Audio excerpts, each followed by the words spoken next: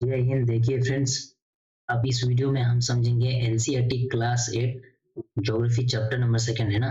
Chapter number first already मैंने discuss कर चुका था फ्रेंड्स। आप जाके प्लेलिस्ट में जाइए और class 6 geography, class 7 geography and now class 8 geography जो हम already chapter number first upload कर चुके हैं फ्रेंड्स। आप जाके देखिए ना इस वीडियो में, यानी कि चैप्टर सेकंड में ना friends, NCERT class 8 geography chapter number second में चैप्टर थोड़ा है ना फ्रेंड्स, थोड़ा चैप्टर लंबा है। दैट्स वाई हम क्या करेंगे, इस चैप्टर को दो पार्ट में डिवाइड करके करेंगे ना।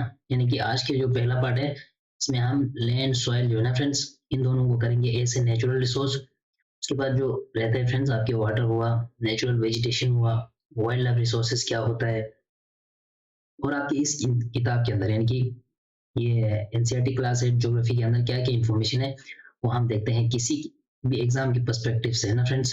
एनसीईआरटी बहुत ही जरूरी होता है। अगर आपको कोर कंसेप्ट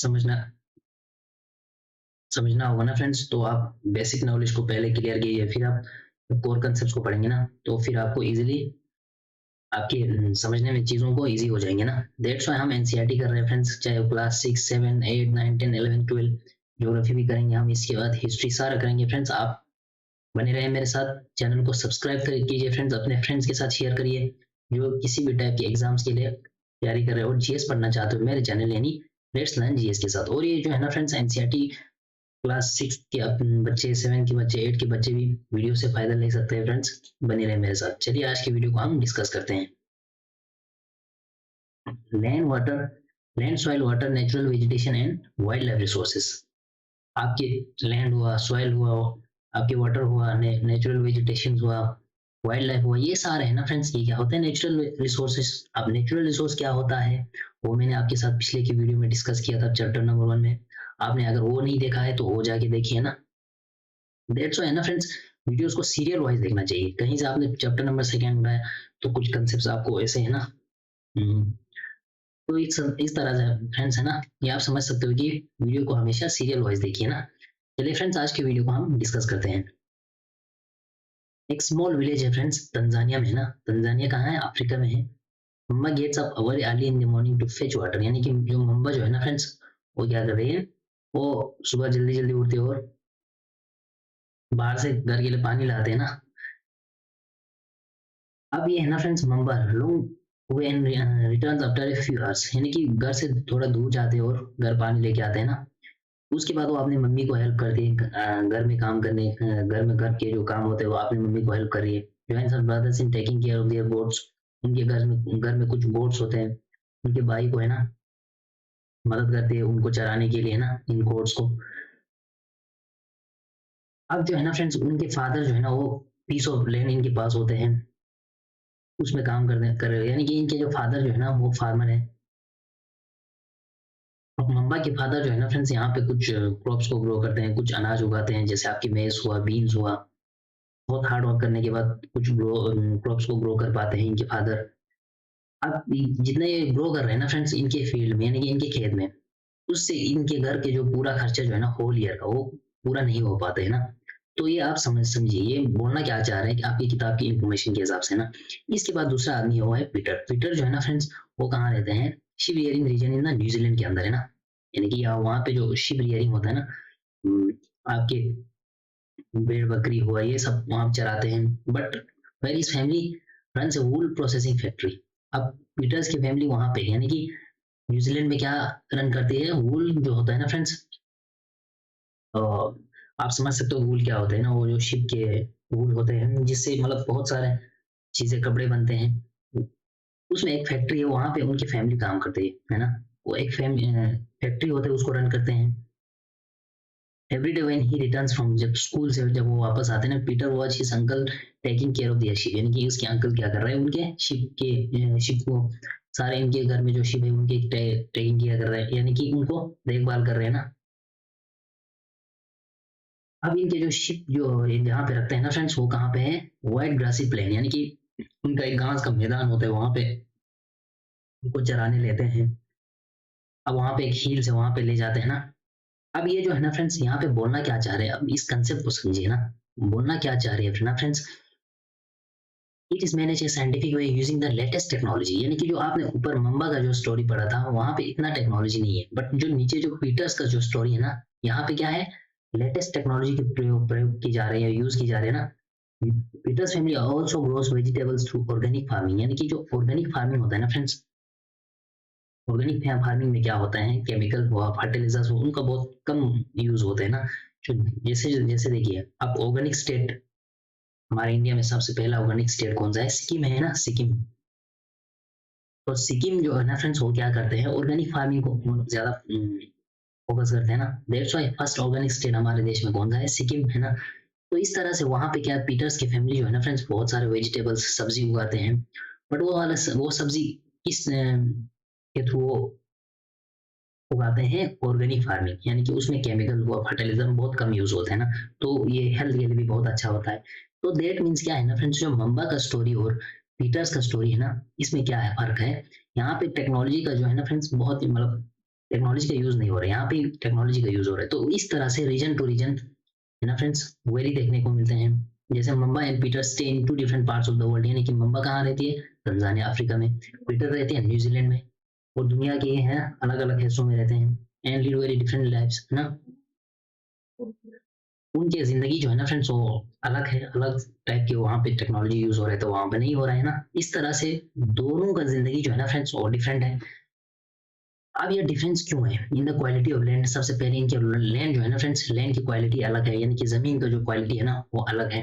अगर आप अफ्रीका में जाएंगे तो अलग टाइप की आपकी जमीन मिलेंगे, अगर न्यूजीलैंड में जाएंगे तो और टाइप की आपकी जमीन वहां पे है। तो इस तरह से है ना फ्रेंड्स, क्वालिटी ऑफ लैंड इनका अलग है, सॉइल अलग है ना।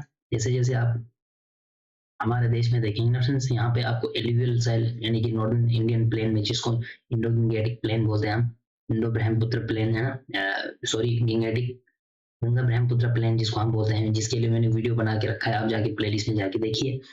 सॉइल अलग टाइप के मिलते हैं, फिर साउदर्न साइड में अलग टाइप के सॉइल मिलेंगे आपको, है ना। इस तरह से बोलने का क्या मतलब है ना फ्रेंड्स, न्यूजीलैंड में अलग टाइप की सॉइल है, और वहाँ पे जमीन जो है ना, मिट्टी जो है ना, वो वहाँ पे अलग टाइप के है।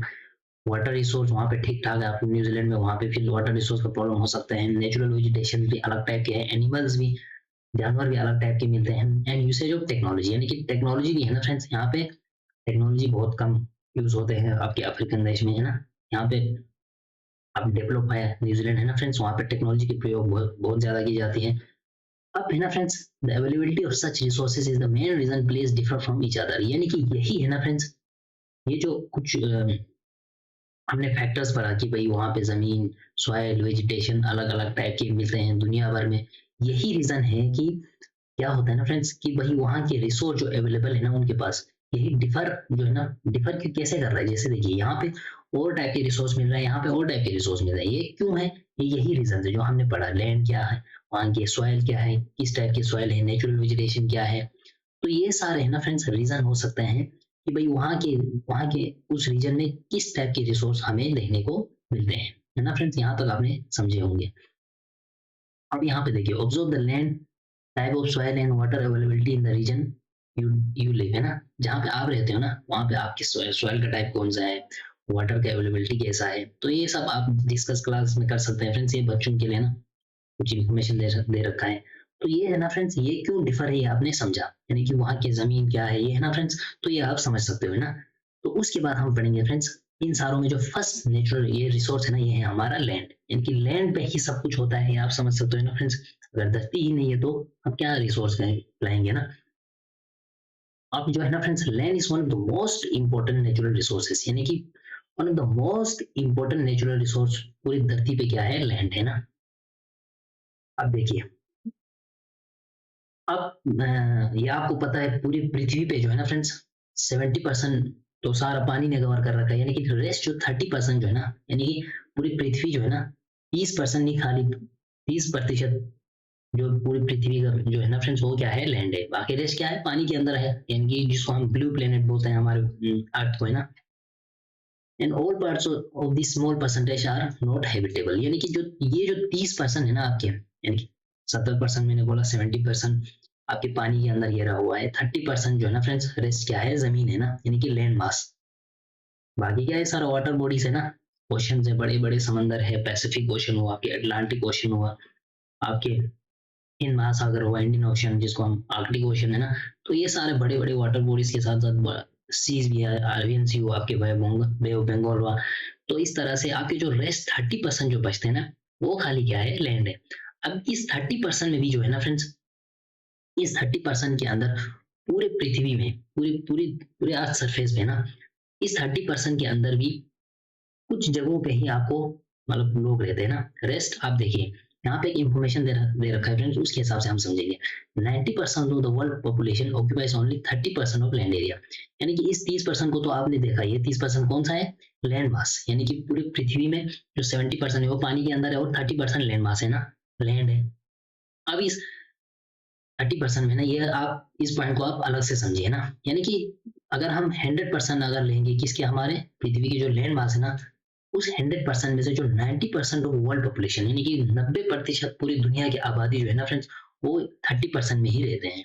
यानी कि ये आप इस चीज को आप अलग से रखिए ना। यानी कि 70% पानी है, 30% लैंड मास है, इस पॉइंट को आप अलग रखिए।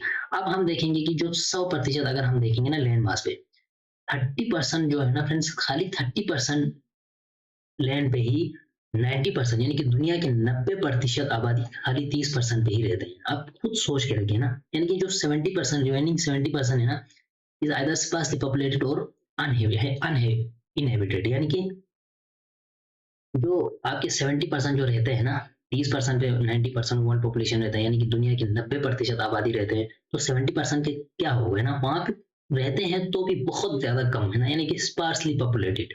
आप देखिए हिल एरियाज, माउंटेन्स पे, डेजर्ट्स पे है ना, जहाँ पे हार्श क्लाइमेटिक कंडीशन, जो मैंने आपके पिछले की वीडियोस में डिस्कस किया था है ना, तो इस तरह से क्लाइमेट वहाँ के मतलब सही नहीं है, अवेलेबिलिटी ऑफ लैंड नहीं है, सही जमीन नहीं है ना, तो वहां पे लोग कैसे रहेंगे। यानी कि जो 70% जो रेस्ट रहते हैं ना फ्रेंड्स, वो या वहां पे स्पार्सली पॉपुलेटेड, यानी कि बहुत ज्यादा कम लोग रहते हैं, या रहते ही नहीं। अगर आप पोल पे जाएंगे, नॉर्थ पोल, साउथ पोल में, वहां पे लोग रहते ही नहीं। तो इस तरह से है ना फ्रेंड्स, लैंड को हम इस तरह से डिस्कस कर सकते हैं एज ए नेचुरल रिसोर्स, क्योंकि one of the most important natural resource है। और धरती के है ना फ्रेंड्स, धरती के 30% जो है ना वो लैंड है, 70% पानी के अंदर है। इस 30% को तो आप साइड पे रखिए ना।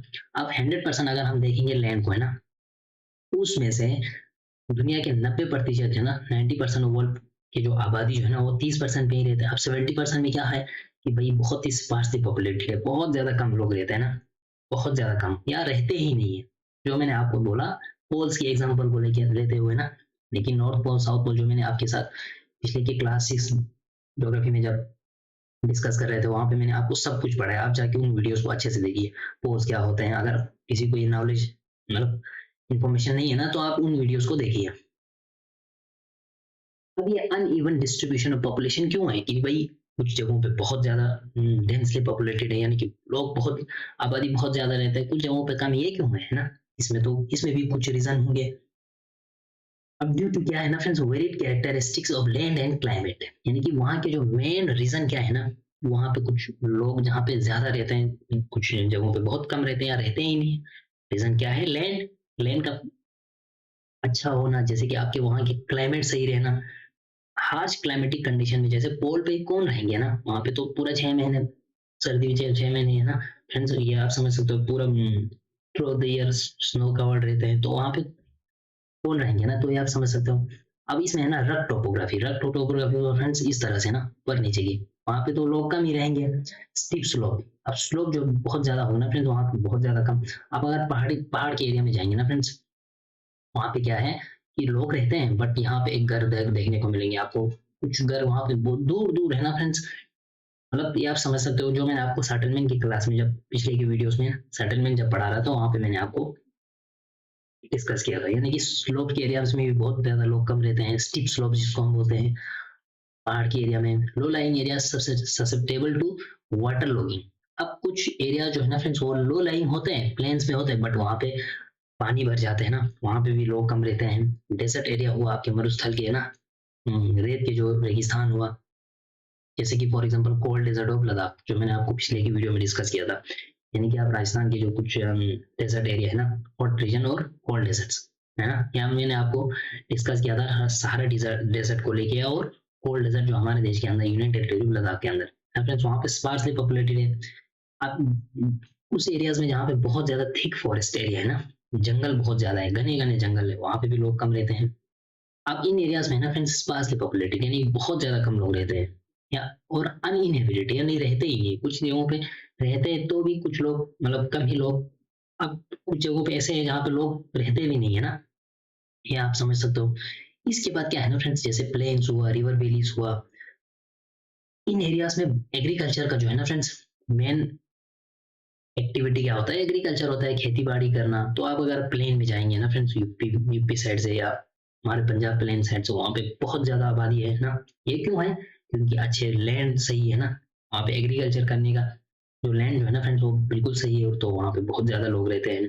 अवेलेबिलिटी ऑफ रिवर भी है, तो बहुत ज्यादा नदियां बहते हैं प्लेन्स में ना, तो ये आप समझ सकते हो फ्रेंड्स। तो इस तरह से ये कुछ रीजन है। कुछ जगहों पे कम लोग रहते हैं, कुछ जगहों पे बहुत ज्यादा है। These areas of densely populated areas of the world, यानी कि आप वर्ल्ड के उस एरियाज में जाएंगे जहाँ पे प्लेन है, प्लेन के साथ साथ वहाँ पे अवेलेबिलिटी ऑफ वाटर है, क्लाइमेट भी सही है, तो ऑब्वियसली वहाँ पे लोग रहेंगे ही है ना। जैसे आप यहाँ देखिए, सल्जबर्ग इन ऑस्ट्रिया, यहाँ पे क्या है, notice in how many ways the land has been used in above picture, यानी कि इस पिक्चर में कैसे दे रखा है। जैसे यहाँ पे अर्बन एरिया है, उसके बाद अर्बन यहाँ से खत्म हो जाते हैं, फिर ये अर्बन और रूरल का बाउंड्री है ना, रूरल अर्बन फ्रिंज बोलते हैं, जिसको हम आगे के जब ज्योग्राफी में हम डिस्कस करेंगे ना फ्रेंड्स, वहाँ पे हम डिस्कस करेंगे। तो ये रूरल एरियाज हैं। तो इस तरह से ना फ्रेंड्स यहाँ पे अवेलेबिलिटी ऑफ लैंड है, यहाँ से पानी जा रहे हैं, तो इस तरह से आप इस चीज को समझ सकते हो ना। तो ये है फ्रेंड्स आपके लैंड।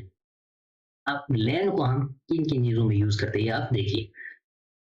अब लैंड है ना फ्रेंड्स हम डिफरेंट पर्पज यानी कि बहुत सारे अपने नीड्स को पूरा करने के लिए हम यूज करते हैं। जैसे आपके एग्रीकल्चर हुआ, खेती बाड़ी हुआ, आपके घर बनाने हुए, एग्रीकल्चर हुआ, फॉरेस्ट्री हुआ, कहीं पे आपको फॉरेस्ट लगाना होगा है ना फ्रेंड्स, तभी तब जाके भी हम लैंड को यूज करते हैं।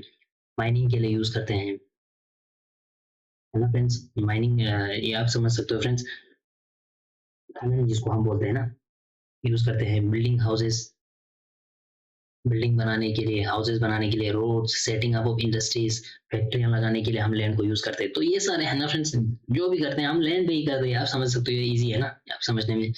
अब इन सारों को क्या कहते हैं, हम लैंड यूज, कि भाई हम लैंड किन किन चीजों को यूज करते हैं ना, इसी को कहते हैं लैंड यूज।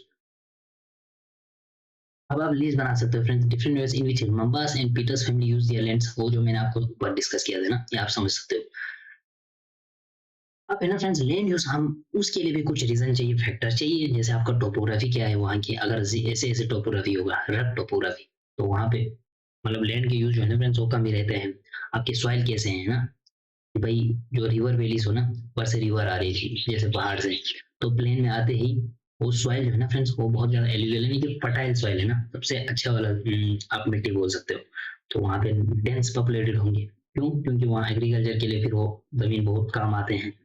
क्लाइमेट कैसा है वहाँ पे, क्लाइमेट के हिसाब से भी लैंड यूज होता है, कि भाई हार्श क्लाइमेट में कम लैंड यूज, और जो क्लाइमेटिक कंडीशन अगर सही होगा ना तो लैंड यूज ज्यादा होता है। मिनरल्स एंड, अब उस एरिया में मिनरल्स कितने मतलब किस टाइप के मिनरल्स हैं, जैसे जैसे मिनरल ज्यादा होगा वैसे वैसे लैंड यूज भी ज्यादा होंगे ना, ये आप समझ सकते हो। अवेलेबिलिटी ऑफ वाटर, कि वही वहाँ पे पानी की मतलब पानी का जो है ना फ्रेंड्स अवेलेबल कितना है, उस वो भी अपने आप में एक रीजन है ना। तो ये सारा इस इन सारे रीजंस की वजह से लैंड को यूज की जाती है ना। इसके साथ साथ human factor such as population and technology, वहाँ पे पॉपुलेशन होना या आबादी होना, उसके साथ साथ आबादी उस आबादी जो बहुत ज्यादा डेंसली पॉपुलेटेड होगा, अगर टेक्नोलॉजी भी होगा तो बहुत ज्यादा पॉपुलेटेड लोग रहेंगे ना, ये आप समझ सकते हो। ये भी अपने आप में एक फैक्टर है लैंड यूज पैटर्न्स के अंदर है ना, कि भाई किस तरह से लैंड को यूज की जा रही है, तो ये आप समझ सकते हो। अब इसी लैंड को है ना फ्रेंड्स हम कुछ क्लासिफाइड करेंगे, डिवाइड करेंगे on the basis of ownership, कि भाई वहां पे ओनरशिप हुआ मालिक है ना, कि भाई जैसे आपके प्राइवेट लैंड हुआ एंड कम्युनिटी लैंड हुआ। प्राइवेट लैंड कौन सा हुआ, वो जो मतलब जैसे मेरा कुछ प्लॉट ऑफ लैंड होगा ना, मेरे पास कुछ जमीन होगा, ये मेरा अपना क्या है, प्राइवेट लैंड है ना, इंडिविजुअल, यानी कि ये मेरा अपना जमीन है, यानी कि आपका ही होंगे, मतलब ये सारा क्या है इंडिविजुअल। वेयर कम्युनिटी लैंड क्या होता है ना friends, community for common use, जैसे सारे है ना फ्रेंड्स मालिक का एक जमीन का टुकड़ा होता है ना, तो उसको हम कहते हैं कम्युनिटी लैंड। जो कम्युनिटी लैंड हम यूज करते हैं किसके लिए, फॉडर के लिए, वहां पे लोग अपने बॉर्डर रखते हैं, फ्रूट्स के लिए, नट्स, मेडिसिनल हर्ब्स, तो ये सारे है ना फ्रेंड्स ओनरशिप के हिसाब से हम लैंड को डिवाइड कर रहे हैं टू टाइप्स में, यानी कि private land and community land. अब इस कम्युनिटी लैंड को हम बोलेंगे कॉमन प्रॉपर्टी रिसोर्सेस। क्यों कॉमन, क्योंकि ये सबके लिए ना, सब कम्युनिटी के लिए, दैट्स व्हाई इसको हम कहते हैं कॉमन प्रॉपर्टी है, ये सबका है ना, पूरे कम्युनिटी का है, तो पूरे कम्युनिटी का रिसोर्स बनेंगे, आप समझ सकते हो। अब इसके बाद क्या है ना फ्रेंड्स, अब लोगों का है ना फ्रेंड्स डिमांड दिन ब दिन बढ़ते जा रही है, आप समझ सकते हो, growing but the availability of land is limited. But लोगों का डिमांड बहुत ज्यादा बढ़ रहा है, बढ़ने के साथ साथ अवेलेबिलिटी ऑफ लैंड जो है ना फ्रेंड्स वो बहुत कम है। जैसे जैसे लोग बढ़ रहे हैं वैसे वैसे जमीन के लिए आपने देखा होगा कि लोग कैसे लड़ते हैं ना, ये आप समझ सकते हो। अब जो है ना फ्रेंड्स क्वालिटी ऑफ लैंड, यानी कि उस लैंड का जो क्वालिटी है ना, कि भाई वो लैंड किस टाइप के लैंड है, वो भी डिफर करते हैं पूरे अर्थ सरफेस पे, कि भाई कुछ जगह पे बहुत ही अच्छा से लैंड होता है, मतलब अच्छा तो सब है ना, ये आप नहीं बोलेंगे कि अच्छा नहीं है, बट एग्रीकल्चर पर्पज के लिए अगर हम देखेंगे, किसी भी पर्पज के लिए देखेंगे ना, तो क्वालिटी ऑफ लैंड जो है ना फ्रेंड्स पूरी धरती पे डिफर है, यानी कि अलग अलग जगहों पे अलग अलग टाइप की आपको जमीन मिलेंगे। अब लोग एनकरेजिंग करना शुरू करते हैं भाई कि लैंड को यूज करना है ना, the common lands to develop commercial area है ना। अब ये जो कॉमन लैंड जो है ना फ्रेंड्स वो सबका है ना, इस कॉमन लैंड को हम किस किस यूज में हम लाते हैं, कमर्शियल एरिया, अर्बन एरियाज को है ना फ्रेंड्स, शहरों को हम बसाते हैं, बड़े बड़े शहर शहरों को हम डेवलप करते हैं, हाउसिंग कम्प्लेक्सेस बनाते हैं, बड़े बिल्डिंग्स आपने देखा होगा, अगर दिल्ली में जाएंगे आपने देखा होगा, या मुंबई में जाएंगे ना फ्रेंड्स, तो इस तरह से कॉमन लैंड हम यूज करते हैं अर्बन एरियाज के अंदर, यानी शहरों के अंदर। और इसके साथ साथ रूरल एरियाज, यानी कि गांव के एरिया में हम क्या करते हैं, लैंड को एक्सपेंड करते हैं, जहाँ पे फॉरेस्ट एरिया होगा उसको हम खत्म करके एग्रीकल्चर यानी कि खेती बाड़ी के लिए हम यूज करते हैं। तो इस तरह से ना फ्रेंड्स लैंड जो है ना, लोगों के डिमांड्स बढ़ने के साथ साथ अवेलेबिलिटी ऑफ लैंड जो है ना फ्रेंड्स वो लिमिटेड है, उस लिमिटेड लैंड को हम खत्म करते जा रहे हैं, ये आप समझ सकते हो।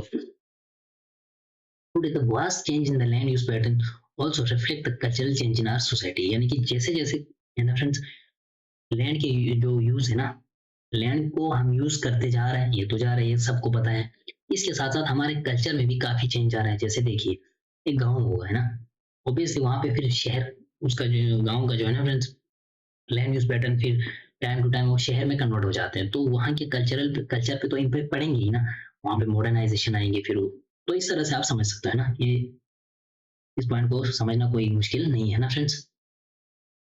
इसके साथ साथ है ना फ्रेंड्स जैसे जैसे हम लैंड को खत्म करते जा रहे हैं वैसे वैसे लैंड की डिग्रेडेशन है ना, लैंड को खत्म किया जा रहा है पूरा, फिर वो डिग्रेड हो जाते हैं लैंड, लैंड स्लाइड्स होते हैं फिर। जैसे देखिए कहीं पे कुछ पहाड़ पे हम रोड बनाएंगे, तो वहां से ऊपर से जमीन खिसक के नीचे आ जाएंगे ना, तो ये लैंड स्लाइड्स भी होते हैं, सॉइल इरोजन होते हैं। फिर जब हम ट्रीज को खत्म करेंगे, पेड़ों को जब काट के खत्म करेंगे, तो सॉइल इरोजन, जमीन को जब बारिश होंगे तो क्या करेंगे ना फ्रेंड्स, बारिश अपने साथ जमीन को काट के लेके जाएंगे, तो इस तरह से डिसर्टिफिकेशन होता है। डिसर्टिफिकेशन क्या होता है ना फ्रेंड्स, एक एरिया जो फिर वो पूरे है ना फ्रेंड्स सैंड सैंड में कन्वर्ट हो जाता है ना, तो उसको हम कहते हैं डिसर्टिफिकेशन। वो कैसा होता है, और जब हम आगे बढ़ेंगे ना वहाँ पे हम डिस्कस करेंगे पूरा। are the major threats to the environment because of the expansion of agriculture and construction activities। ये सब क्यों हो रहा है, इसका भी कोई रीजन होगा ना। अब यही सर सब जो है ना फ्रेंड्स एक थ्रेड है ना, ये डर है किसके लिए, हमारे पूरे पर्यावरण के लिए, यानी इन्वायरमेंट के लिए। क्यों, क्योंकि हम एग्रीकल्चर एक्टिविटी को दिन ब दिन हमारे नीड्स को पूरा करने के लिए, हमारे जरूरतों को पूरा करने के लिए हम एग्रीकल्चर लैंड को एक्सपेंड कर रहा है, कंस्ट्रक्शन एक्टिविटीज है ना, शहरों को बसाते जा रहे हैं। तो इस तरह से है ना फ्रेंड्स लैंड जो है ना फ्रेंड्स अपने आप में क्या है, one of the most important resource. हमें इन चीजों को यानी कि लैंड को जो है ना फ्रेंड्स सोच समझ के यूज करना है ना। आगे अपने आप में क्या है, एक सस्टेनेबल डेवलपमेंट, जो मैंने आपको पिछले की वीडियोस में डिस्कस किया था, ये आप समझ सकते हो। यानी कि यहाँ पे कुछ पिक्चर दे रखा है, देखिए जैसे पहले गाँव है, फिर थोड़ा बहुत यहाँ पे घर बनाने शुरू कर दिया, फिर आपको स्ट्रीट लाइट खड़ा हो, फिर बड़ी बड़ी बिल्डिंग्स, उसके बाद आप देखिए ये शहर में कन्वर्ट हो गया ना। तो इस तरह से लैंड यूज होते हैं, ये आप समझ सकते हो। अब यही है ना फ्रेंड्स, लैंड रिसोर्स को हम कैसे कंजर्व करेंगे, बहुत ज्यादा लिमिटेड लैंड है, उसको हम बचाना भी है ना, तो हम कैसे करेंगे, कुछ मेथड से वो आप समझिए। अब पॉपुलेशन आबादी बहुत ज्यादा बढ़ रहा है, and their ever growing demands, अब उसके साथ साथ लोग बढ़ने के साथ साथ ऑब्वियसली लोगों का डिमांड भी बढ़ेंगे, आप समझ सकते हो। उससे लार्ज स्केल डिस्ट्रक्शन, पूरा तबाही हो रहा है ना फ्रेंड्स, हमारे फॉरेस्ट कवर जो हमारे घने जंगल वो खत्म होते जा रहे हैं। एरेबल लैंड जहाँ पे हम एग्रीकल्चर करते हैं वो भी खत्म होते जा रहे हैं। जैसे एरिया होगा वहां पे पहले एग्रीकल्चर होता होगा ना, वहां पे हम बिल्डिंग्स बना रहे हैं, शहर बसा रहे हैं, तो इस तरह से खत्म होते जाए। उससे क्या होता है ना friends, created a fair losing of this natural resource है ना, यानी कि हमारा जो लैंड रिसोर्स है ना, ये अपने आप में एक डर है, इसको हमें कंजर्व करना है फ्यूचर के लिए। जो आप आज का जो प्रेजेंट रेट ऑफ डिग्रेडेशन है ना फ्रेंड्स, जो आज के इस लेवल से हम डिग्रेड कर रहे हैं अपने लैंड को, इसको हमें चेक करना है कि भाई कहाँ पे कैसे यूज करना है। तो इस लैंड यूज पैटर्न को हमें अच्छे से समझना है कि भाई किस लेवल के हमें लैंड को कैसे यूज करना है। अब वहां पे कहीं पे हम डिफोरेस्टेशन कर दिया, यानी कि फॉरेस्ट को हमने खत्म कर दिया, तो वहां पे जाके हमें एफोरेस्टेशन, यानी फिर वहां वहां पे जाके फिर हमें पेड़ पौधे लगाना है ना, इसको कहते हैं एफोरेस्टेशन। जैसे कि कहीं पे कुछ फॉरेस्ट होगा उसको हमने खत्म कर दिया ना इसी पर्पज के लिए। अब हमें इस एरिया में तो चालू कर दिया, अब इसी की जगह जहाँ पे खाली लैंड वहां पे हम फॉरेस्ट एरिया ग्रो कर सकते हैं ना, एफोरेस्टेशन। एक ट्रीज के बजाय आप दो ट्रीज लगा सकते हो, ये हुआ एफोरेस्टेशन। लैंड रिक्लेमेशन कर सकते हैं, regulated use of chemical pesticides and fertilizers जो हम यूज करते हैं ना, उसको हम थोड़ा चेक कर, मतलब अगर आप गांव के साइड से जाएंगे ना फ्रेंड्स, वहां पे हम excessive use of chemical fertilizer डाल देते हैं ना जमीन, क्रॉप्स यानी अनाज को ज्यादा से ज्यादा बढ़ाने के लिए। तो इसके लेवल जो है ना फ्रेंड्स हमें चेक करना है, ऑर्गेनिक फार्मिंग ज्यादा करना है ना, ओवर ग्रेजिंग कम करना है, मतलब चराना, जो चराना होता है ना फ्रेंड्स, गोड्स को शिप्स को, वहां पे हम भेड़ बकरियों को ले जाते हैं, उसको थोड़ा चेक करके सोच समझ के यूज करना है। ये सारे क्या है ना फ्रेंड्स, ये कुछ कॉमन मेथड्स है जिससे हम अपने लैंड रिसोर्स को कंजर्व कर सकते हैं, ये आप समझ सकते हैं ना फ्रेंड्स। तो अपने आप में ये क्या है, कुछ कॉमन मेथड्स है जो जिससे हम अपने लैंड रिसोर्स को कंजर्व कर सकते हैं। तो ये हुआ फ्रेंड्स आपके कुछ इन्फॉर्मेशन जो आपके एनसीईआरटी क्लास है ज्योग्राफी में दे रखा है, क्योंकि ये जो है ना फ्रेंड्स, ये जरूरी होता है, क्योंकि जब आप आगे जब पढ़ेंगे ना तो ये सारे नॉलेज वहां पे आपको काम आएंगे। इसके बाद जो यही लैंड के ऊपर हमारा क्या है, एक इंपॉर्टेंट नेचुरल रिसोर्स है जिसको हम कहते हैं सॉइल, यानी कि मिट्टी है ना, इसको हमें बचाना है। अब मिट्टी क्या होता है, देखिए सॉइल, अब सॉइल और लैंड में आप कैसे डिफरेंशिएट करोगे ना। अब thin layer of granny substance covering the surface of the earth is called soil, यानी कि वो वाले थिन लेयर, जमीन का सबसे जो टॉप लेयर होता है ना फ्रेंड्स, जहाँ पे ग्रेनी सब्सटेंस है, जहाँ पे हम क्रॉप्स उगाते हैं, हमारे जो डेली नीड्स हम पूरा करते हैं, है ना, आप बोल सकते हो।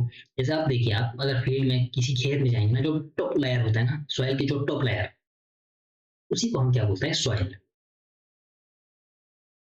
अब जो है ना फ्रेंड्स, ये क्या है, क्लोज लिंक टू लैंड है ना, ये हुआ पूरा लैंड। अब इस लैंड के ऊपर जो टॉप जो लेयर होता है ना, उसको हम बोलते हैं सॉइल, है ना, ये आप समझ सकते हो। अब कहीं पे कुछ लैंड फॉर्म हो गए ना, अलग अलग प्रकार के लैंड फॉर्म्स होते हैं, कहीं पे हिल, कहीं पे माउंटेन्स, ये है ना फ्रेंड्स। ये लैंड फॉर्म्स क्या होता है, ये मैंने आपके साथ पिछले के वीडियोस में अच्छे से डिस्कस किया था, आप उन वीडियोस को जाके देखिए ना, तभी जाके आपको समझ आ जाएंगे ना फ्रेंड्स। अब ये जो लैंड फॉर्म जो है ना फ्रेंड्स, ये डिटरमाइन करते हैं आपकी टाइप ऑफ सॉइल कैसा है, सॉइल का टाइप किस टाइप के है ना, तो वहां पे आपको अलग अलग प्रकार के लैंड फॉर्म्स मिलेंगे। अब जो है ना फ्रेंड्स, हम जिसको हम सॉइल बोलते हैं, ये किस कैसे बनते हैं, ऑर्गेनिक मैटर, उसके अंदर कैसे ऑर्गेनिक मैटर है, जितना ज्यादा उसके अंदर ऑर्गेनिक मैटर होगा, उतना ही वो जो सॉइल है ना फ्रेंड्स, अच्छी वाले जिसको हम फर्टाइल लैंड बोलते हैं, फर्टाइल सॉइल वहां पे आपको मिलेंगे, जिसके अंदर ऑर्गेनिक मैटर ज्यादा होता है। मिनरल्स, उसके अंदर मिनरल्स कितने हैं, वेदर रॉक्स क्या होते हैं, वो हम बोलेंगे फाउंड ऑन द अर्थ, यानी कि उसके अंदर ये सारे है ना फ्रेंड्स फैक्टर, इन सारे फैक्टर से क्या बनता है, जमीन को हम डिसाइड कर सकते हैं कि भाई ये सॉइल किस टाइप के सॉइल है ना। अब वेदरिंग क्या होता है, देखिए weathering is a breaking up and decay of exposed rocks, यानी कि पत्थर का टूट जाना है ना, चाहे वो चट्टान हो, पत्थर हो, है ना फ्रेंड्स। आपको आप बोलेंगे भाई पत्थर का टूट जाना, बहुत सारे फैक्टर्स होते हैं, जैसे आपके टेम्परेचर चेंजेस, जैसे जैसे टेम्परेचर चेंज होता है, फिर पत्थर के टूटने में टेम्परेचर को अपने आप में एक रोल है। First action, plains animals plants animals and plants animals and human activity. तो इन सारे है ना फ्रेंड्स, ह्यूमन एक्टिविटी से भी हम है ना फ्रेंड्स पत्थरों को, चट्टानों को तोड़ते हैं, तो इस तरह से क्या होता है, सॉइल बनते हैं ना।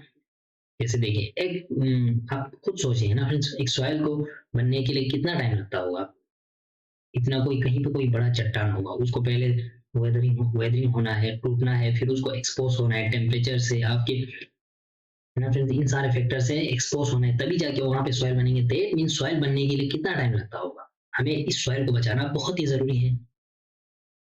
कैसा बनता है ना फ्रेंड्स, वेदरिंग से बनता है हमारे सॉइल, जो मैंने आपको डिस्कस किया वेदरिंग क्या होता है। अब ये जो है ना friends, right mixture of minerals and organic matter make the soil fertile है। जहाँ पे राइट मिक्सचर होना है ना, उसके लिए टाइम लिमिट, ये है ना फ्रेंड्स, इसको बहुत जरूरी होता है कि एक सॉइल को बनने के लिए मिनरल्स उसके अंदर मिक्स होना, उसके साथ साथ ऑर्गेनिक मैटर्स को वहां पे मिक्स होना, और एक इसको राइट टाइम पे है ना, एक टाइम पे दोनों का अगर मिक्स सही टाइम पे होगा ना, तो वहाँ के जो सॉइल जो है ना फ्रेंड्स, वो बहुत ज्यादा फर्टाइल हो जाते हैं, यानी कि एग्रीकल्चर पर्पज के लिए फिर वो बहुत ज्यादा काम आते हैं ना। आप समझ सकते हो, जैसे प्लेन होगा, ऊपर से पानी है ना फ्रेंड्स अपने साथ फ्लूइल सॉइल को अपने साथ लेके आए, यहाँ पे डिपॉजिट कर रहे हैं ना, तो उसके साथ फिर हम ये समझ सकते हो फ्रेंड्स, ये राइट टाइम पे हो रहा है। क्यों? क्योंकि उसमें ऑर्गेनिक मैटर भी फिर हम डाल देंगे टाइम पे, तो इस तरह से ना फ्रेंड्स सॉइल फिर अपने आप में आपके मिनरल्स और ऑर्गेनिक मैटर टाइम पे मिक्स हो जाएंगे ना, तो वहाँ के सॉइल जो है ना वो बहुत ज्यादा फर्टाइल होता है, ये आप समझ सकते हो ना। तो ये कुछ इन्फॉर्मेशन है फ्रेंड्स आपको सॉइल को लेके, यहाँ पे हम डिस्कस करेंगे फ्रेंड्स लैंडस्लाइड्स क्या होता है ना। अब क्या होता है landslide, define as mass movement of rock debris और अर्थ डाउन ए स्लोप, यानी कि मास मूवमेंट ऑफ, आपने देखा होगा जमीन को नीचे आते हैं, तो पहाड़ के एरिया में जाएंगे ना फ्रेंड्स, वहां पे पूरा मास मूवमेंट होता है। किसका मास मूवमेंट होता है? ऊपर से चट्टाने गिर जाते हैं, डेब्रिस है ना फ्रेंड्स, छोटे छोटे जमीन अपने साथ लेके, मतलब ऊपर से नीचे आते हैं। अर्थ डाउन है फ्लो, है ना, अर्थ डाउन का मतलब ये नहीं कि पूरा जमीन ही नीचे आता है ना फ्रेंड्स, ये नहीं कि भाई वहां पे जो, जहाँ पे है ना फ्रेंड्स लैंड स्लाइड है ना, वहां पे जमीन का नीचे आना है ना, या उसके अंदर आपको क्ले भी हो सकते हैं, तो ये सारे नीचे आना इसको हम कहते हैं लैंड स्लाइड्स, है ना, आप समझ सकते हो। ये क्यों होता है ना फ्रेंड्स, अर्थक्वेक की वजह से, उसका रीजन क्या है, भूकंप होने से भी होता है। आपने देखा होगा भूकंप होने से पहाड़ के एरिया में लैंडस्लाइड्स होते हैं, फ्लड्स, सैलाब आने से, वॉल्केनो जब फटने से ना, ज्वालामुखी फटने से भी होते हैं। उसके साथ साथ प्रोलॉन्ग स्पेल ऑफ रेनफॉल, बहुत ज्यादा रेन होता है ना फ्रेंड्स, इन सारों को है ना लैंडस्लाइड्स को बचाने, मिटिगेट करने के लिए कुछ मेथड्स नीचे दे रखा है फ्रेंड्स, वो हम डिस्कस करेंगे। डिफोरेस्टेशन जो है ना फ्रेंड्स, मुझे लगता है जहाँ पे डिफोरेस्टेशन और बहुत है ना फ्रेंड्स, इसको हम बोलते हैं बेस्ट मेथड है जिससे हम लैंडस्लाइड्स को रोक सकते हैं। अब जहाँ पे बहुत ज्यादा बारिश हो रहा है, अगर हम वहाँ पे अच्छे से ट्रीज लगाएंगे ना, ट्रीज को लगाएंगे, तो ट्रीज का जो रूट्स है ना उसको पकड़ के रखेंगे जमीन को, है ना, तो नीचे आने नहीं देंगे। तो जब बहुत ज्यादा बारिश होता है ना फ्रेंड्स, तो तब जाके लैंडस्लाइड्स होते हैं, हेवी लैंडस्लाइड्स होते हैं। इससे क्या होता है ना फ्रेंड्स, ब्लॉक और रिवर फ्लो, जैसे यहाँ पे नीचे एक रिवर होगा, नदी होगा ना, ऊपर से लैंडस्लाइड आएंगे, वो रिवर के फ्लो को कम करेंगे ना, तो फिर वहां पे बाढ़ आने का खतरा रहता है। इससे क्या होता है ना friends, havoc for settlement downstream to downstream only busting, यानी कि जहां से पत्थर गिर रहे हैं ना उस नदी के अंदर, तो रिवर का फ्लो जो है ना वो कम हो जाएंगे, फिर वो जब रिवर भर जाएंगे ना फ्रेंड्स, तो फिर सैलाब आने का खतरा रहता है, फिर बहुत ज्यादा हैवॉक क्रिएट हो जाते हैं नीचे जो सेटलमेंट होते हैं, जो नीचे लोग रहते हैं ना प्लेन्स पे। अब हिल एरिया में जाएंगे ना फ्रेंड्स, वहां पे लैंडस्लाइड जो है ना major and widely spread natural disaster, अगर नेचुरल डिजास्टर में, अगर हम डिजास्टर क्या होता है, हैजार्ड क्या होता है, वो हमें आगे जाके डिस्कस करना है क्लास 9 10 में ना, इस पॉइंट को आप समझिए ना। तो अपने आप में है ना फ्रेंड्स, हिल हिल एरिया में जाएंगे ना, लैंडस्लाइड क्या है, मेजर लैंड क्या बोलते हैं, नेचुरल डिजास्टर आप बोल सकते हैं ना, often strike life and property and occupy A position measure of concern, यानी कि जो है ना फ्रेंड्स अगर आप हिल एरिया में जाएंगे, ये इससे क्या होता है, ये नेचुरल डिजास्टर की तरह होता है ना फ्रेंड्स, आप जाएंगे ना बहुत, मतलब जहाँ से मैंने देखा है फ्रेंड्स लैंडस्लाइड्स को आते हुए, मतलब इस चीज को आप समझ सकते हैं ना, इससे हमारा प्रॉपर्टी डैमेज हो जाते हैं, फिर लाइफ का थ्रेट नहीं है ना, फिर ये आप समझ सकते हो फ्रेंड्स, जिंदगी को लेके भी बहुत ज्यादा ये इफेक्ट क्रिएट करते हैं आपके लैंडस्लाइड्स। तो यहाँ पे एक केस स्टडी दे रखी है फ्रेंड्स, पंगी विलेज जो रेकोंपियो इन किन्नौर डिस्ट्रिक्ट जो हिमाचल प्रदेश में है, वहाँ पे कैसे होता है लैंडस्लाइड, क्या हुआ था जब ब्रस्टिंग होना फ्रेंड्स, तो वहाँ पे हाईवे ब्लॉक हो गया था, ये आप समझ सकते हो, आप पढ़ सकते हैं ना, पंगी विलेज जो भी ये केस स्टडी है, आपको इसको पढ़ना है, क्योंकि केस स्टडी है ना फ्रेंड्स, आपने कहीं पे कुछ लैंडस्लाइड आते हुए देखा, तो ये आप कुछ रीजन बोल सकते हैं ना, ये आप समझ सकते हो। इसके साथ साथ अगर आप लैंड स्लाइड्स का जो, अगर उसको रोकना है ना फ्रेंड्स, तो क्या है मिटिगेशन मैकेनिज्म, क्या है ना, लैंडस्लाइड से बचने के लिए क्या क्या साइंटिफिक टेक्निक्स है, कुछ फैक्टर्स है landslide and how to manage them, कि भाई देखा हमने कि भाई लैंडस्लाइड्स कैसा होता है, बहुत ज्यादा रेनफॉल होने से होता है, ये सारा हमने ऊपर कॉजेस पढ़ा, उसका वजह पढ़ा है ना। अब उसको हम कैसे मैनेज करेंगे, समुद्र ब्रॉड मिटिगेशन टेक्निक्स, कुछ इसको बोलते हैं फ्रेंड्स मिटिगेशन टेक्निक्स, है ना। किसी चीज को बचाने को हम बोलते हैं मिटिगेशन टेक्निक्स। जैसे लैंडस्लाइड्स के मिटिगेशन टेक्निक्स क्या क्या है, आपकी hazard mapping to locate areas prone to landslides, कि भाई पहले उस एरिया की मैपिंग करना है ना, कि भाई किस एरिया में आ रहा है। अगर हम पूरे एरिया को ही मैपिंग करेंगे तो ये कोई रीजन नहीं बना है ना। दैट मीन्स जिस एरिया में लैंडस्लाइड हो रहा है उस एरिया को क्या करना, मैपिंग करना है ना। तो मैपिंग के साथ उसको फिर अवॉइड करना वहां जाने कि वहां पे हमें कोई बिल्डिंग बनाना होगा, बिल्डिंग सेटलमेंट्स बनाना होगा, उसको हम अवॉइड करना। पहले हम उस चीज को मैपिंग करना है ना, कि भाई इस एरिया में लैंडस्लाइड होने का चांस है। अगर हम उस एरिया को फिर मैपिंग करने के बाद वहां पे अवॉइड करने की, भाई वही वहां पे घर बनाने से, सेटलमेंट को बसाने से ना, तो ये आप समझ सकते हो। इसके बाद construction of retention wall to stop land from slipping, यानी कि रिटेंशन वॉल आपने देखा होगा फ्रेंड्स, अगर आप पहाड़ के एरिया में जाएंगे ना, तो जहाँ पे नीचे रोड जा रहा होगा, फॉर एग्जाम्पल ये रोड है, तो रोड के पास है ना फ्रेंड्स, ऊपर ऐसे रिटेंशन वॉल होता है ना, ऐसे सीमेंटेड वाले कंक्रीट वॉल होता है, रॉक वॉल है ना, जो पत्थर पत्थर को है ना एक के ऊपर एक रख के फिर उसके ऊपर है ना फ्रेंड्स आयरन का वार बांधा होता है, क्यों, ताकि ये है ना फ्रेंड्स, इसको इसी को हम कहते हैं रिटेंशन वॉल, ताकि ऊपर से जो लैंड स्लाइड हो रहा है ना वो यहाँ पे रुक जाए ना। इस चीज को बचने के लिए हम अपने आप में एक टेक्निक है। उसके साथ साथ जो मैं बोल रहा था friends, increase in vegetation cover to arrest landslide, है ना। जैसे यहाँ पे कोई लैंडस्लाइड आ वहां पे हमें जाके फॉरेस्ट मतलब ग्रो करना चाहिए ना, यानी कि ट्रीज लगाना चाहिए, क्यों, तो ट्रीज लगाएंगे ना फ्रेंड्स, ट्रीज अपने साथ जमीन को नीचे आने नहीं देंगे ना। जैसे जैसे बारिश होंगे फिर क्या करेंगे, ट्रीज है ना उस जमीन को अपने साथ पकड़ के रखेंगे, तो अपने आप में एक टेक्निक है। उसके साथ और एक टेक्निक क्या है ना friend, the surface drainage control works to control the movement of landslides, है ना। वहां पे ड्रेनेज सिस्टम बनाना है ना, ये आप समझ सकते हो, नालियां बनाना, फिर वहां से पानी निकल जाते हैं along with rain water and spring flows, है ना, जहाँ पे बारिश बारिश के पानी और स्प्रिंग का जो फ्लो होता है ना, वहां पे हम ड्रेनेज बनाना। तो आपने आप में ये सारे ना फ्रेंड, जब पहाड़ के एरिया में आप थोड़ा केस स्टडी करेंगे, आप जब घूमते हैं वहां घूमने जाते होंगे, कि इन चीजों को आप देखना चाहिए, वहां पे होता ही है ना ये सारे। तो ये है फ्रेंड्स आपके लैंड फ्लाइट्स को लेके कुछ इन्फॉर्मेशन। आप यहाँ पे जो इन्फॉर्मेशन है ना फ्रेंड्स, ये समझना जरूरी है।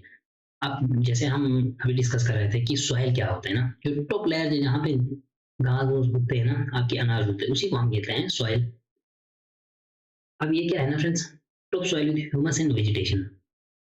अब सबसे जो टॉप पे क्या होता है, यहाँ पे जमीन का जो टॉप होता है वहां वहीं पे वेजिटेशन होते हैं, उसके साथ साथ उसके अंदर ह्यूमस होते हैं। अब ह्यूमस क्या होता है वो हम आगे डिस्कस करेंगे। सब सॉइल विद सैंड सिल एंड क्ले, उसके साथ उसके नीचे क्या होता है ना फ्रेंड्स, रेत होते हैं, उसके छोटे छोटे कंकर होते हैं ना, छोटे छोटे पत्थर के जो कंकर, ये आप समझ सकते हो। उसके नीचे अगर जाएंगे तो वेदर रॉक मटेरियल, अभी अब वेदर वेदर हो रहा होता है कि पत्थर का टूटना जो है ना फ्रेंड्स उसके नीचे होता है, फिर उसके बाद फिर वो टूट जाते हैं ना। उसके अगर आप सबसे नीचे जाएंगे ना, फिर वहां पे क्या है, पैरेन रूप। जैसे आप जमीन को खोदेंगे ना फ्रेंड्स, सबसे नीचे आपको क्या मिलेंगे, पैरेन, बड़े बड़े पत्थर मिलेंगे ना, आप समझ सकते हो। अब सॉइल बनने के लिए 100 years to make just 1 centimetre of soil, आप खुद सोचिए, यानी कि 1 सेंटीमीटर सॉइल बनने के लिए, है ना फ्रेंड्स, 100 साल, यानी 100 से ज्यादा साल भी लग सकते हैं ना। तो आप मतलब बोलने का यहाँ पे क्या है ना फ्रेंड्स, मेन थीम क्या है, आपको क्या मतलब हमें क्या यहाँ से नॉलेज मिला, कि भाई हमें अपनी जमीन को है ना, यानी सॉइल को कैसे बचाना चाहिए ना। ये one of the most important natural resource है, खत्म हो जाएंगे तो क्या होगा, ये आपने अभी तक इंफॉर्मेशन देखा है ना, ये आप समझ सकते हो। अब फैक्टर्स क्या है ना फ्रेंड्स, कुछ फैक्टर्स है जिससे हमारे सॉइल बनते हैं, क्या वजह है, क्या क्या इसमें फैक्टर्स है जिससे हमारा सॉइल फॉर्मेशन होता है। Main factors of soil formation are the nature of parent rocks and climatic factors, यानी कि सबसे पहले पेरेंट रॉक्स कैसा है, किस टाइप का रॉक है, फिर वहाँ के क्लाइमेट कैसा है, तो इससे सॉइल बनते हैं। उसके साथ साथ वहाँ का टोपोग्राफी कैसा है, ऑर्गेनिक मटेरियल उसके अंदर कितना है।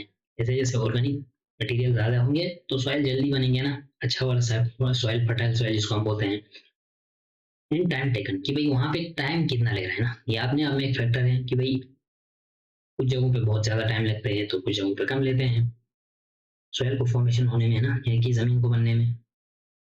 अब ये जो है ना फ्रेंड्स, ये भी क्या है, differ from place to place, यानी कुछ रीजन में ये बहुत जल्दी होते हैं, कुछ रीजन में बहुत कम टाइम लेते हैं ना, ये आप समझ सकते हो।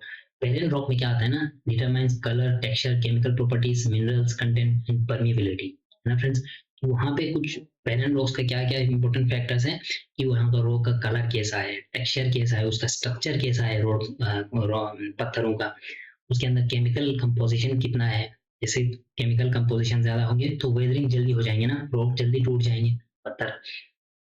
मिनरल्स कंटेंट उसके अंदर कितना है, और परमिएबिलिटी हुआ उसके जो है ना फ्रेंड्स, खेत होता है उसके अंदर पानी फिर जल्दी जाएंगे तो जल्दी टूट जाएंगे। तो ये हुआ आपके पेरेंट रॉक्स का कुछ फैक्टर्स। क्लाइमेट कैसा है, वहाँ का टेम्परेचर कैसा है, रेनफॉल, जैसे जैसे बारिश ज्यादा होंगे वैसे वैसे पत्थर भी जल्दी टूट जाएंगे ना। रेट ऑफ वेदरिंग क्या है, ह्यूमस एंड फॉर्मेशन क्या है। ह्यूमस जो है ना फ्रेंड्स अपने आप में एक इम्पोर्टेंट फैक्टर है सॉइल को बनने में। रिलीफ क्या है, वहाँ की एल्टीट्यूड क्या है, स्लोप क्या है, डिटरमाइन एक्यूमुलेशन ऑफ सॉइल है ना। ये आप समझ सकते हो। Flora and fauna, plants and animal, micro organisms का क्या रोल है, effect the rate of humus formation, है ना। जैसे जैसे है ना फ्रेंड्स, जैसे आपने देखा होगा हम अपने है ना खेतों में यानी कि जो आप बोल सकते हैं फ्रेंड्स गोबर लगाते हैं, उससे क्या होता है आपका ह्यूमस कंटेंट जो है ना वो बहुत ज्यादा बढ़ जाता है आपके सॉइल के अंदर। तो उससे अपने आप में एक सॉइल का बनने का एक फैक्टर है ना, ये होता है आपका ह्यूमस। टाइम क्या है, time determine the thickness of soil profile, कि वहाँ पे जैसे जैसे टाइम ज्यादा लेंगे वहाँ के सॉइल जो है ना फ्रेंड्स उसका थिकनेस भी बढ़ेंगे, तो इससे हमारे सॉइल का जो हेल्थ है ना वो अच्छा होगा। तो कुछ फैक्टर्स है फ्रेंड्स जो हमने आपके साथ डिस्कस किया ना, ये आप समझ सकते हो। अब इसके साथ हमारा सॉइल जो है ना फ्रेंड्स वो डिग्रेड होते जा रहा है, खत्म होते जा रहा है, कैसे कंजर्व करेंगे, कुछ मेजर्स दे रखा होगा वो हम डिस्कस करेंगे। जमीन का है ना फ्रेंड्स काट के पानी अपने साथ लेके आना, इसको हम कहते हैं सॉइल इरोजन एंड डिप्लीशन, है ना, are the major threats to the to soil as a resource. कि भाई हमारे सबसे ज्यादा जो थ्रेट है ना हमारे धरती की जो जमीन मिट्टी है ना, उसका सबसे जो थ्रेट क्या है, सॉइल इरोजन होना। अब उसके साथ साथ ह्यूमन, इंसान तो है ना फ्रेंड्स अपने आप में एक वजह हो सकता है। Natural factors can lead to the degradation of soil. Nature के साथ साथ इंसान भी है ना फ्रेंड्स जमीन को, मिट्टी को किस तरह से हम यूज करते हैं आप समझ सकते हो। अब इसके साथ साथ क्या है ना फ्रेंड्स, सॉइल का डिग्रेड होना, सॉइल जमीन खत्म होने का क्या रीजन है।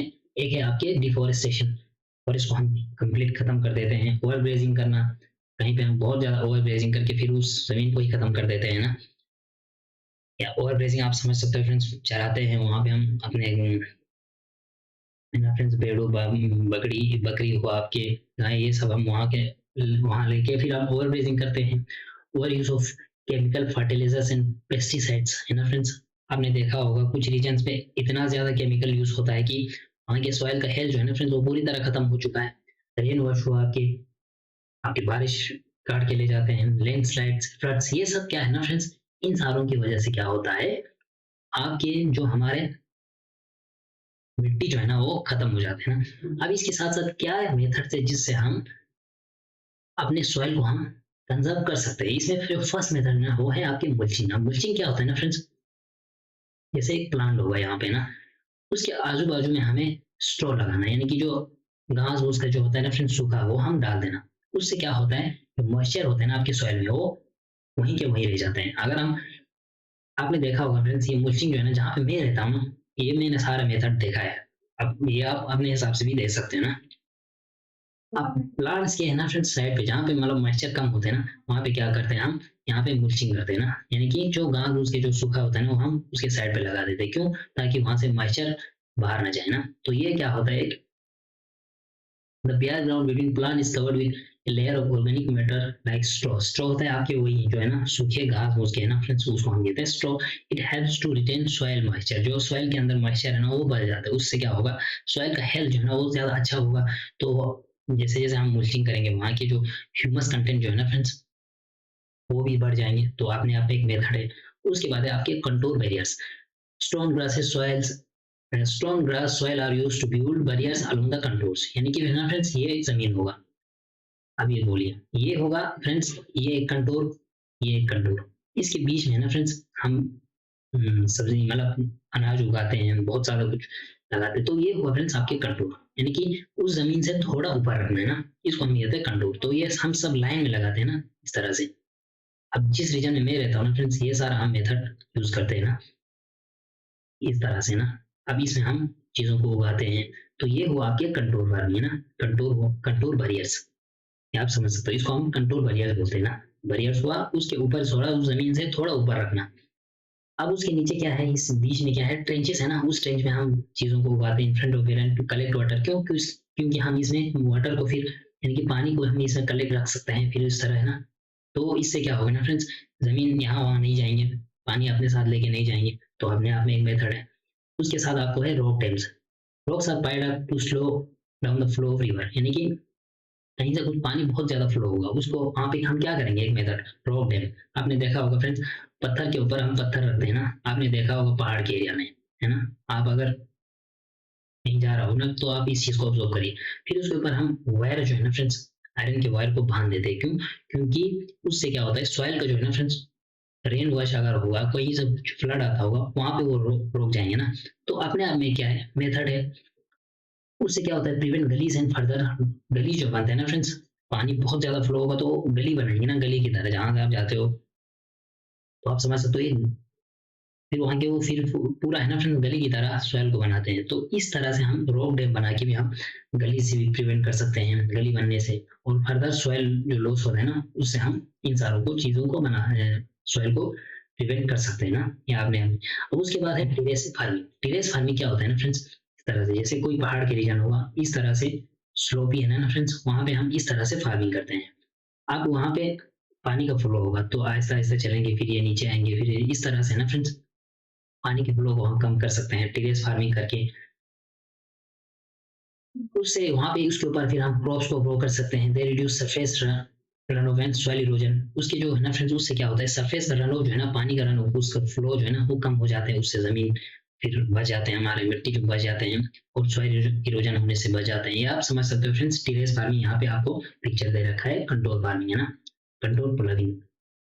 उसके बाद है फ्रेंड्स इंटरक्रॉपिंग, यानी कि कहीं पे कोई आपका जमीन का प्लॉट होगा, यानी कि है ना एग्रीकल्चर लैंड के लिए, आप यहाँ पे है ना फ्रेंड्स, रोज होते हैं अलग अलग रोज, इसमें और टाइप के आपको क्रॉप्स लगाना, दूसरे रोज में दूसरा क्रॉप्स, तीसरे है ना फ्रेंड्स, उस तरह से हम इंटरक्रॉपिंग कर सकते हैं।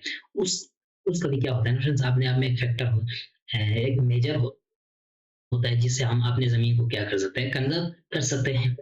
Different times to protect the soil from rain wash. इससे क्या होता है ना फ्रेंड्स, जमीन जैसे देखिए, इससे क्या होता है ना, अपने अपने क्रॉप लैंड होगा, उसके अंदर अलग अलग रोज होते हैं, उस रोज के अंदर आप दूसरे क्रॉप्स को, उसके बाद दूसरे रो में दूसरे टाइप के क्रॉप्स को लगाएंगे ना, तो जमीन को पकड़ के रखते हैं ना, तो रेट ऑफ इरोजन इससे कम हो जाते हैं। ये आप समझ सकते हो, ये भी मतलब आपने देखा होगा।